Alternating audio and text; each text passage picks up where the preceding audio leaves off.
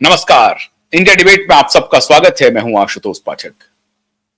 मित्रों, आज न चाहते हुए भी आपको कुछ चीजें देखनी पड़ेगी और समझना भी पड़ेगा। क्या देखनी पड़ेगी और क्या समझना पड़ेगा? आज सदन में प्रधानमंत्री नरेंद्र मोदी ने वंदे मातरम डायलॉग को इनिशिएट किया। वंदे मातरम चर्चा की शुरुआत की और उन्होंने अपना ओपनिंग रिमार्क दिया, भाषण दिया। 50 मिनट का भाषण है। वो सिर्फ एक भाषण नहीं है।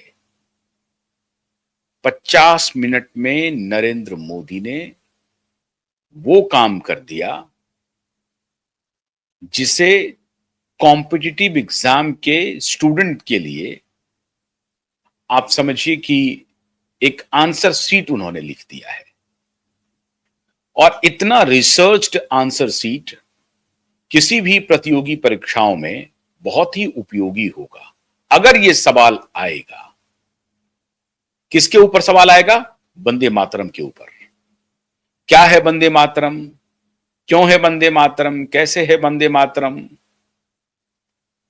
तो चारों हाउ, व्हेन, व्हाई और उसके बाद जितने सवाल हैं, सारे सवालों का जवाब प्रधानमंत्री मोदी ने सदन में आज वंदे मातरम के डायलॉग के माध्यम से दिया। लेकिन मैं आज क्यों जिक्र कर रहा हूं? मैं इसलिए जिक्र कर रहा हूं कि बिहार चुनाव के बाद नरेंद्र मोदी ने कहा था कि बिहार के बाद गंगा बंगाल जाती है। अपने भाषण के शुरुआती क्षणों में मोदी ने जिक्र किया 3 पर्सनैलिटी का। अभी बंकिम चंद्र चट्टोपाध्याय पर आते हैं। बंकिम चंद्र चटर्जी कह लीजिए या बंकिम चंद्र चट्टोपाध्याय कह लीजिए। और आनंद मठ की जहां पर रचना की, यह कहा जाता है कि बिहार से भी काफी अच्छा संबंध था बंकिम चंद्र चटर्जी का। तो बंकिम चंद्र चटर्जी के आनंद मठ पर मैं बाद में आऊंगा, लेकिन 3 पर्सनैलिटी का उन्होंने खास तौर से जिक्र किया। उसमें भगवान बिरसा मुंडा, गुरु तेग बहादुर और सरदार वल्लभ भाई पटेल। सरदार वल्लभ भाई पटेल का भी जिक्र आया। 150वीं सालगिरह मनाई जा रही है। भगवान बिरसा मुंडा का भी मनाया जा रहा है और 350वीं जो सेंटेनरी है वो मनाया जा रहा है गुरु तेग बहादुर का। और ये तीनों पर्सनैलिटी ऐसे हैं जो मोदी के कॉन्स्टिट्यूएंसी को, हालांकि मोदी ऐसा कह नहीं रहे हैं कि हम अपनी कॉन्स्टिट्यूएंसी को संबोधित कर रहे हैं, लेकिन जो पॉलिटिकल खिलाड़ी हैं, जो पॉलिटिकल मास्टर हैं, उनको बात समझ में आ रही होगी कि मोदी के सामने टिकना मुश्किल है। इसलिए वोट चोरी, तो ये चोरी वो चोरी का नारा लगाते रहे। लेकिन मोदी ने गुरु तेग बहादुर का जिक्र किया, भगवान बिरसा मुंडा का जिक्र किया। भगवान बिरसा मुंडा आदिवासी समाज के ही भगवान नहीं हैं, वो पूरे देश के लिए भगवान हो गए, इसलिए उन्हें भगवान बिरसा मुंडा कहा जा रहा है। और गुरु तेग बहादुर अपने धर्म की रक्षा के लिए स्वयं का बलिदान दे दिया। अभी जो नवंबर महीना बीता है, 11 नवंबर 1875 को, और यही चांदनी चौक में काजी ने कलमा पढ़ा और उसके बाद जल्लाद जलालुद्दीन ने तलवार से उनके धड़ को, उनके सर को, उनके धड़ को अलग कर दिया।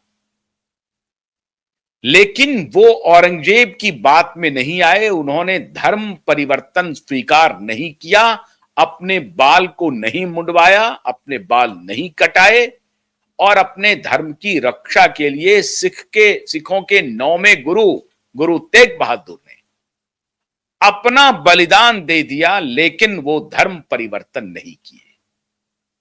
उनकी आज 350वीं, आज ये पूरा साल जो है ये मनाया जा रहा है।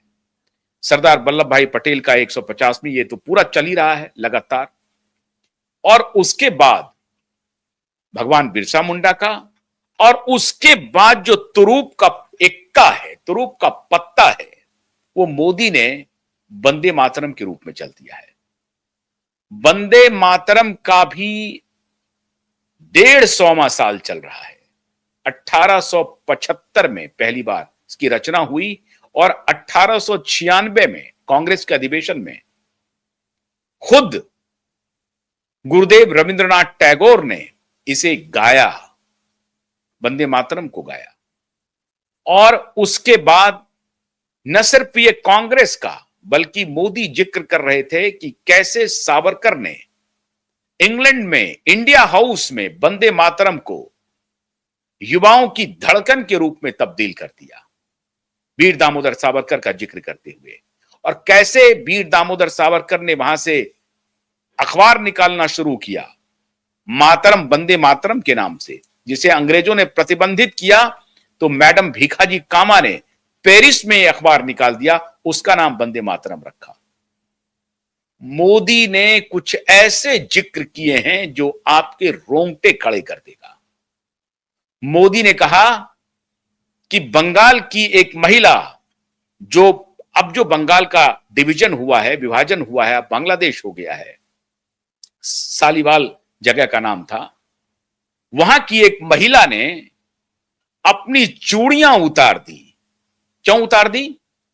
इसलिए कि वंदे मातरम को अंग्रेजों ने बंगाल में प्रतिबंधित कर दिया कि कोई इसका गान नहीं कर सकता, कोई इसे गा नहीं सकता, ना युवा, ना महिला, ना अधेड़, ना बूढ़ा, कोई नहीं गा सकता।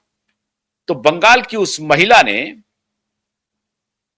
संबोश है महिला का नाम, उन्होंने अपनी चूड़ियां उतार दी और कहा कि मैं तब तक चूड़ी नहीं पहनूंगी जब तक कि वंदे मातरम से प्रतिबंध हटाया नहीं जाता। और फिर अपने हाथ की चूड़ी उतारने का मोदी जिक्र कर रहे थे कि एक महिला के लिए इससे बड़ी कोई घटना नहीं होती है जब वो अपने हाथ से चूड़ी उतार दे। वंदे मातरम के बारे में यह कहावत थी। बंगाल की ही सड़कों पर नहीं, देश की सड़कों पर जब युवा वंदे मातरम का गान करते थे तो वो किस प्रकार से प्रतिबद्ध थे, इसका उन्होंने जिक्र किया। अंग्रेजों का वो जुल्म सहते थे, लेकिन वंदे मातरम का गान बंद नहीं करते थे। एक स्कूल का उन्होंने जिक्र किया कि स्कूल में जब बच्चों ने वंदे मातरम का गान गाया तो उस पर जुल्म किए गए, लेकिन बच्चे नहीं माने, वो वंदे मातरम गाते रहे। मोदी ने कहा कि वंदे मातरम सिर्फ गान नहीं है, देश का स्वाभिमान है। और फिर जब ये स्वाभिमान राजनीति के बियॉन्ड गया, आर्थिक क्षेत्र में ये स्वदेशी स्वाभिमान बन गया। कंपनियों ने अपने नाम के आगे वंदे मातरम लिखना शुरू किया। माचिस के डब्बे से लेकर के समुद्री जहाज तक में वंदे मातरम लिखा जाने लगा। और फिर मोदी ने कहा कि कैसे वंदे मातरम हमारे सेनाओं का उद्घोष बन गया, हमारे जवानों का उद्घोष बन गया, कैसे वंदे मातरम युद्ध में जीतने का सबसे बड़ा रण कौशल बन गया कि जब तक वंदे मातरम गाते रहेंगे हम हार नहीं मानेंगे।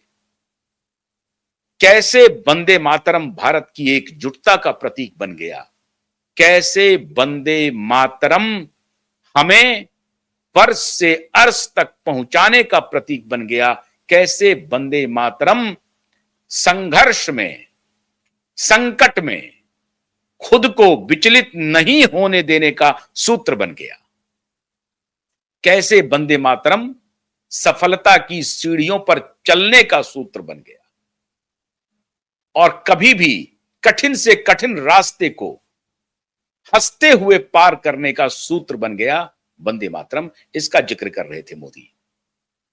और मोदी न सिर्फ रविंद्रनाथ टैगोर, बंगाल की उस महिला, वीर सावरकर, गांधी का भी जिक्र किया। और उसके बाद मोदी का जो निशाना था उस पे मोदी आ गए। और तब मैंने आपको कहा कि मोदी ने 50 मिनट में जो तंबू बचा हुआ था वो तंबू विपक्ष का उखाड़ करके फेंक दिया। अब विपक्ष को नया नैरेटिव चुनना पड़ेगा। और मोदी का ये वंदे मातरम राग एक दिन की घटना नहीं है कि पार्लियामेंट में आया और मोदी ने भाषण दे दिया। वंदे मातरम का राग मोदी ने कहा है कि अगले 1 साल तक चलता जाएगा, गाता जाएगा, गाया जाएगा, बजता जाएगा, बजाया जाएगा। वंदे मातरम का ही राग गाया जाएगा अगले 1 साल तक। ये 1 साल तक 12 महीने चलने वाला उत्सव होगा वंदे मातरम का। 150 वर्ष पूरा होने के बाद पूरा देश वंदे मातरम के प्रति समर्पित है। वो कोई एक, मोदी कह रहे थे कि एक रचना मात्र नहीं है, एक कविता मात्र नहीं है, या एक कवि की उत्कृष्ट रचना नहीं है। ये ऐसा भाव है जिसमें पूरा भारत समाहित है, जिसमें भारत मां समाहित है। अब वो वसुंधरा की बात कर रहे हैं, अब वो वंदे मातरम के अन्य छंदों की बात कर रहे हैं। अब खाली द्रुमदल शोभनी की बात नहीं होगी, वंदे मातरम में सरस्वती की बात होगी, दुर्गा की बात होगी, काली की बात होगी। और क्यों सरस्वती, क्यों दुर्गा, क्यों काली के स्टांजे को वंदे मातरम से हटाया गया, उस पर अब देश में बड़ी चर्चा आरंभ होगी। पिछले कुछ दिनों से मोदी लगातार भारत और उसके स्वाभिमान को जगाने के लिए ऐसा लगता है कि कमर कस लिया है, कस्में खा ली हैं। और मोदी अब उस रास्ते से पीछे हटना चाहते नहीं हैं। मोदी कह रहे हैं कि दुर्गा और सरस्वती, काली, इनके जो स्टांजा थे, ये जो लिखे हुए थे, ये जो छंद था, इसको क्यों हटाया गया वंदे मातरम से, किसके कहने पर हटाया। 1937 में यही अक्टूबर नवंबर महीने में